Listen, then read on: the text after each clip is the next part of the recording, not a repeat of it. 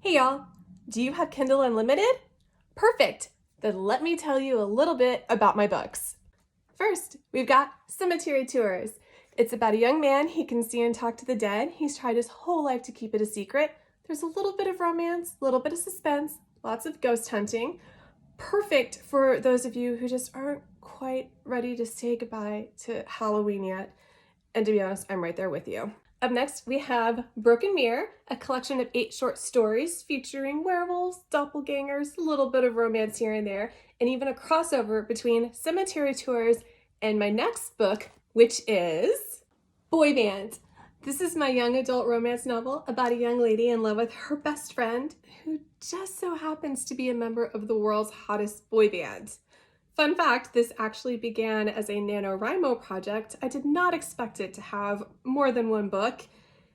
It eventually ended up being a 4-book series, and it even has its own spin-off now, which is Shipwreck Girl. This is about a ballerina who sustains what she believes to be a career-ending knee injury. But then she auditions for a punk pop music video and maybe, just maybe, falls in love with the handsome drummer. You can also read Shipwreck Girl on Kindle Unlimited. Up next, we have the Trashy novels, Trashy romance novel and Trashy suspense novel. These books are not related in any way whatsoever. They're both standalones, but I thought I had a funny thing going with the name, so I just decided to stick with it. Trashy romance novel is about a young lady in love with her... Are you kidding me?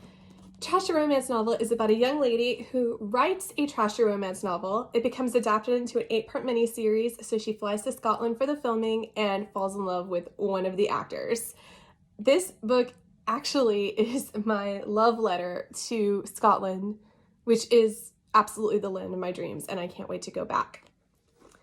Then Trashy suspense novel is about a single mom who owns a bookstore in a small mountain town that is said to be haunted by a Bigfoot-like creature, a cryptid. And of course there's a hot horror novelist, because why not? This is the book that I read, or I would recommend reading, when it's cold outside, when you're snuggled up with a blanket, with a hot cup of cocoa, lighting a fire, all that good stuff. And speaking of cold weather, last but certainly not least, we have Once Upon a Midnight Clear. Now this is every Hallmark movie where the prince falls in love with an American girl, but from the jilted princess's perspective, because I believe she's the victim, not the villain. Hallmark, call me.